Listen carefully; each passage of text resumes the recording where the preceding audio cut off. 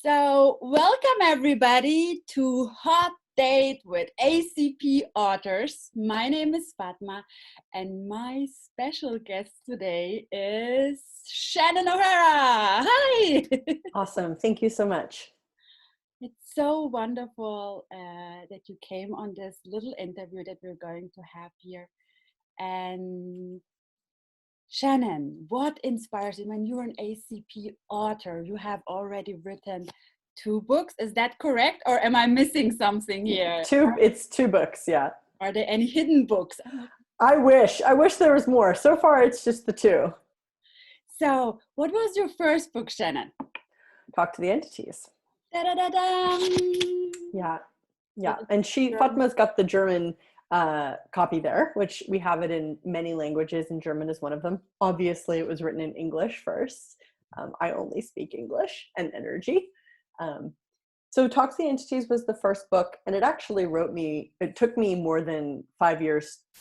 I'd say it took maybe 8 to 9 years to write that first book.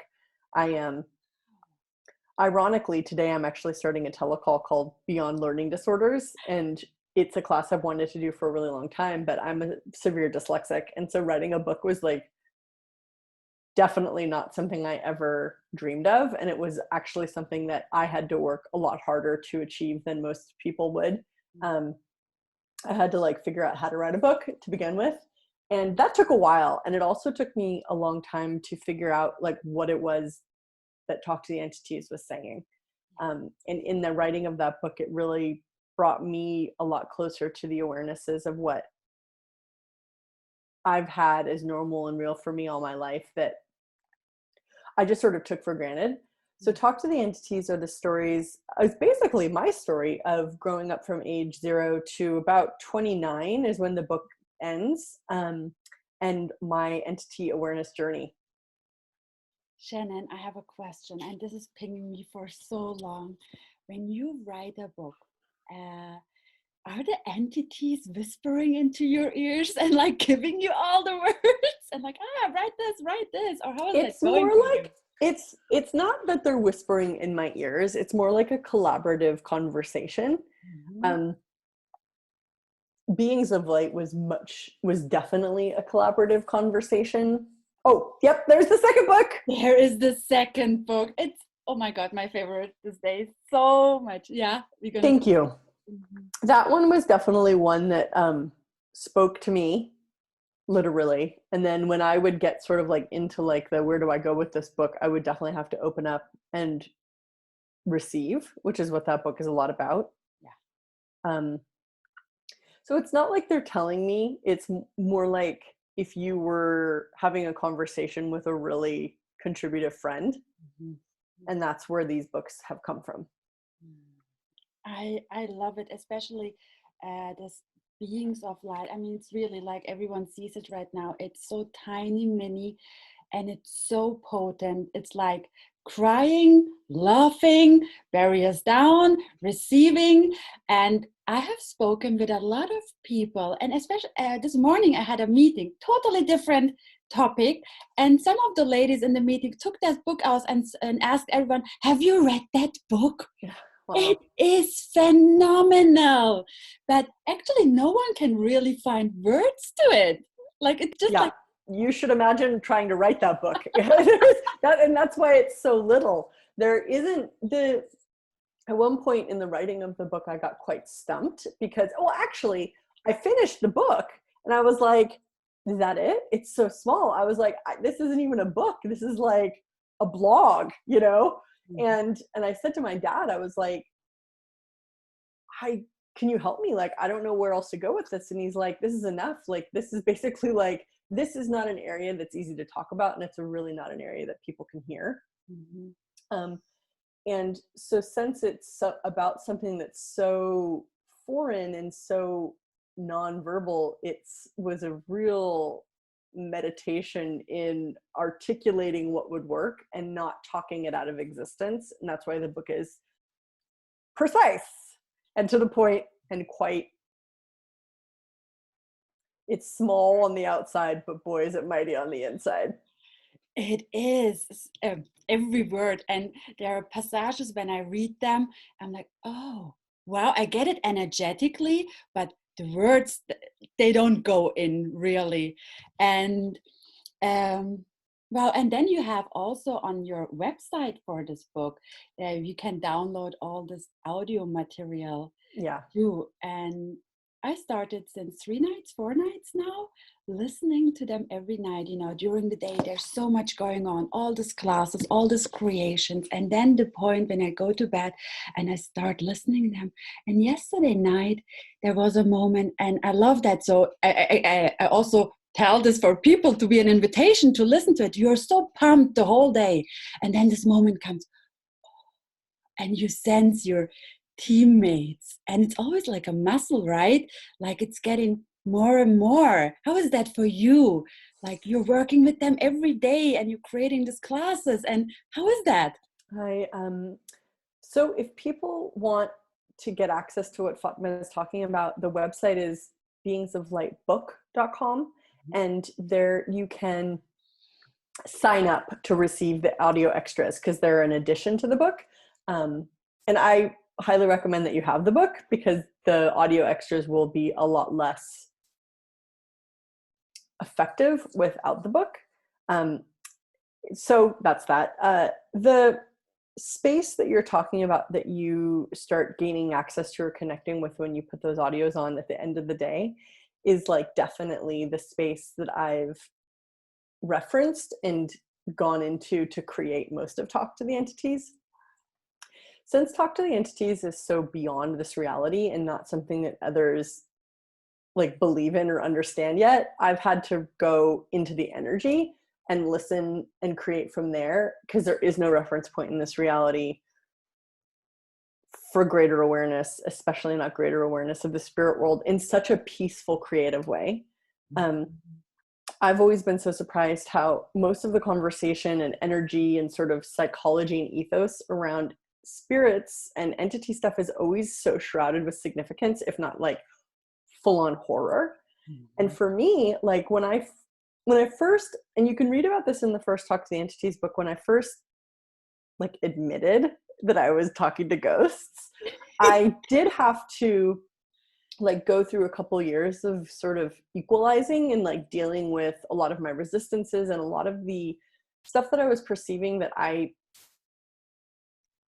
guess I had like a point of view about it. Like we're not really raised and empowered to like see a demon and recognize a demon and like deal with demons or like unconscious entities or spirits that are like super lost or super insane. And so like I had to really cultivate my like courage and willingness to deal with stuff. But once I made it through that initial shock, the peace and the gift and the like the sort of beauty and possibility that comes with Talk to the Entities is like nothing I've ever witnessed or seen or heard about.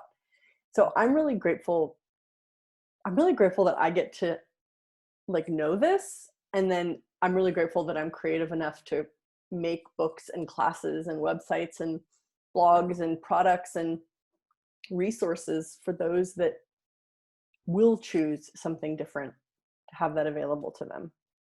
And Shannon, why now? I mean, there are books about beings of light. It's like angels, huh? Or like mega beings, you call it in the book also. I called it my whole life angels, and I was creating a lot with angels. Yeah. And then at one point it stopped, and it was like a whole creation part.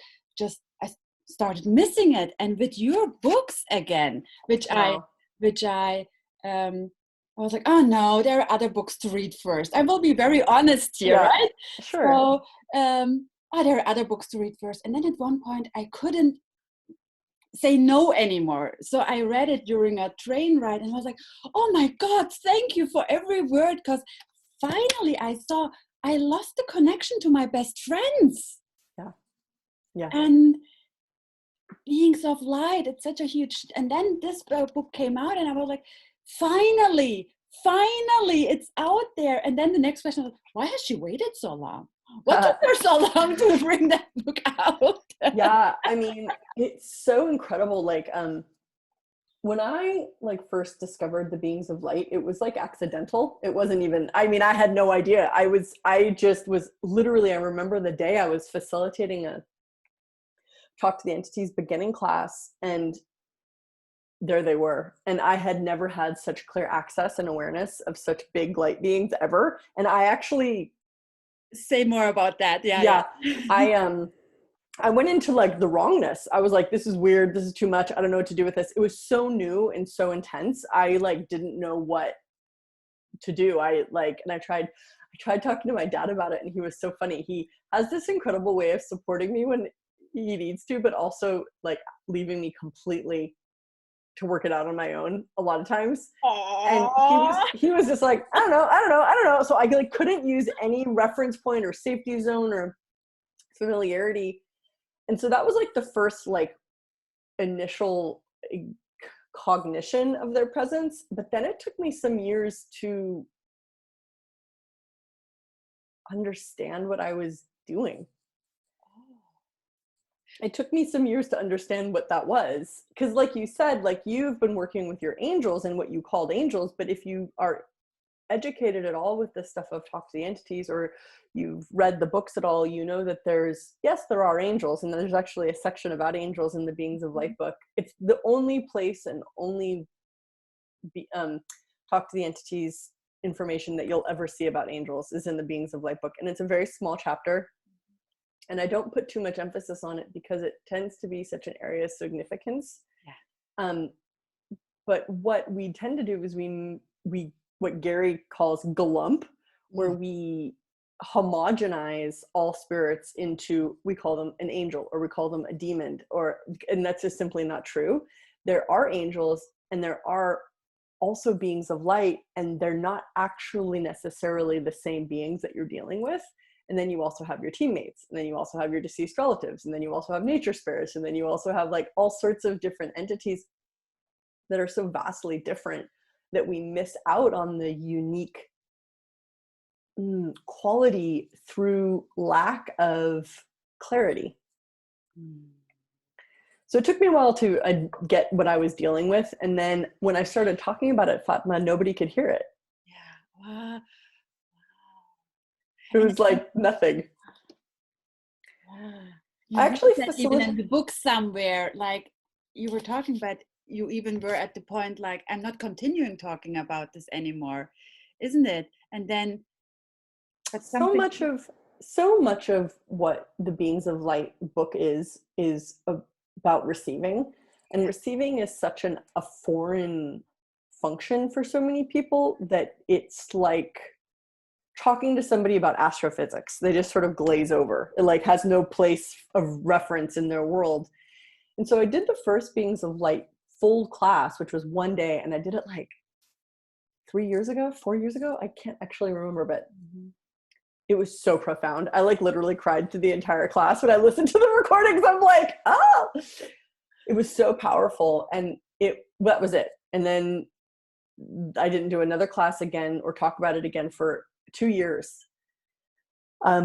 Because it's so big that so much in the universe has to adjust, and people have to be able to digest it. But what is that? What is that? I mean, from beginning of time, we hear about angels, right? It is actually Well, right, but hearing about it's one thing. Receiving, truly engaging with great mega beings is so intense. Yeah. It requires so much receiving, and that receiving, once the receiving is activated, it detoxifies people's insanity. And if people aren't prepared to detox insanity and to get bigger and greater and more aware, they just won't go there. Maybe you can say a little bit more here at this point about receiving, because maybe there are people out there who have never heard it before. So I know it can be not defined, but what can you bring a little bit more clarification in here? So in Access, we talk about what I think are pretty much the 4 fundamental pillars of everything that we're aiming for and doing is perceiving, knowing, being, and receiving. And everything, all the tools in Access are designed to give you access to perceiving, knowing, being and receiving, all of which are a lot easier than the lower versions of them, which are like feeling, emotions, thinking, and controlling. Mm-hmm. So when you start prioritizing stuff like being or knowing, your whole psychological landscape completely changes. And when you desire to consciously cultivate receiving, your whole world has to change, because what's true in the universe is ask and receive, but we're not raised in cultures that validate that truth. We're mostly raised in cultures and in families that buy the lie that everything has to be a struggle and we have to work hard and life's not easy, and et cetera, et cetera, et cetera. So if we start receiving with ease or have that joy, it's like invalidating and completely going against the face of everything that everyone that we've ever cared about thought was real and true or valuable. And so it's a big difference in it's a big choice in what world you want to live in. And I also do get that receiving is for everyone something else. Like my favorite question, I think I have that from your universe. Show me what receiving is. Universe, show me. I don't know that receiving is actually different for everybody. I mean, there's just receiving. Oh, yeah. So in its simplest form, it can be witnessed in nature.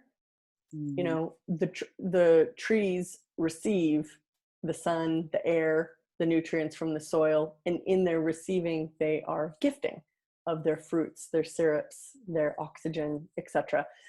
So when you look to nature, you actually see what receiving is embodied, but we don't have an example of that in people. Yeah. Shannon, when we are starting to read this book, Beings of Light, or start engaging more with the beings of light, is it that we invite them to be more on this planet? Or are they already here all the time and we are just not, I don't know how to ask even that questions, but like it's almost like the more we engage and more we talk about it, like more come in right now. They're already here. It's not, but they're already here. It's just that most people are too unaware to know it. Plus, receiving from like all of consciousness is not usually people's priority in life. People's priority in life is usually much smaller than that. So the beings of light conversation definitely opens you up. Yeah. Wow. Thank you so much for this. Now, of course, I'm going to ask that question. Are you going to read the whole book that we can listen it with your energy that we can, yeah. The audiobook is actually nearly ready. It's it's in production. It's just getting the audio files are just getting their final touches, and absolutely it's sort of a miracle that I was able to do the audiobook myself for the Beings of Light book, because I'm so dyslexic that's actually why I couldn't do the audiobook for my husband actually reads the first Talk to the Entities book audiobook, which by the way, listening to him is like amazing. But I actually couldn't read that book without too many mistakes and stuff. So I didn't actually think I could do the Beings of Light audiobook, but wow, it was so easy. So that is definitely happening, and it's going to be available probably within, hopefully within a couple, I'm going to say a couple of weeks, just to be on the safe side. And are you already like planning another class? No. You're like, no. What kind of is that? No, definitely not. No, no, not right now. No, everybody says, when are you going to do it? But I'm like, trust me, this thing can't be forced. So when it's time, there will be another Beings of Light class, of course. And can we, like, now to the end, and I'm so grateful for this conversation, and so much is changing here just talking with you about this. Is there something like a message or a question or something that this Beings of Light have for us that we can share now with the world here? Well, definitely, it's care about yourself.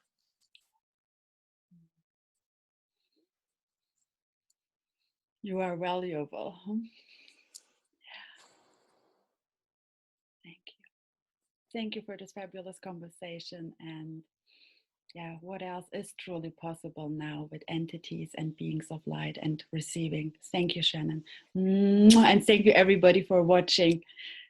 Thank you, Fatma. And thank you, everybody, for watching. And I hope you enjoy the books and just prepare yourself for more awareness. Woohoo!